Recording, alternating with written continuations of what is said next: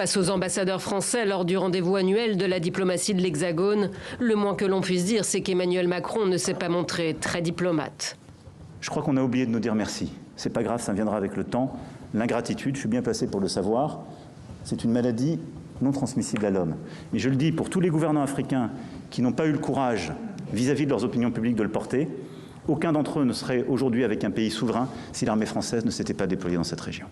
À ceux qui ne veulent plus de troupes françaises sur leur territoire, Paris défend son bilan en matière de lutte contre le terrorisme au Sahel, provoquant l'ire de Dakar et de N'Djamena.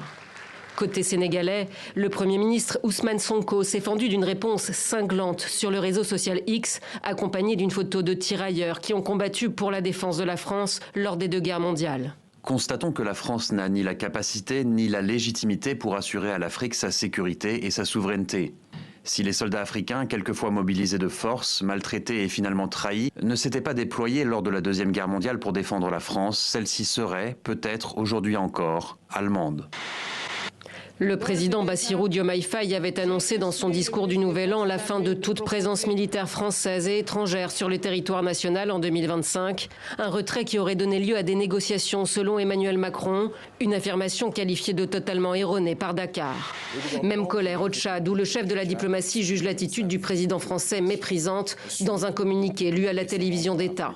Le peuple tchadien aspire à une souveraineté pleine et entière, à une véritable indépendance et à la construction d'un État fort et autonome, acquis au prix des sacrifices inestimables. Les dirigeants français doivent apprendre à respecter le peuple africain et reconnaître la valeur de ces sacrifices. Et le président tchadien d'enfoncer encore le clou ce mardi. Il estime que son homologue français se trompe d'époque et affirme que la fin du partenariat avec la France est le fruit d'une décision souveraine.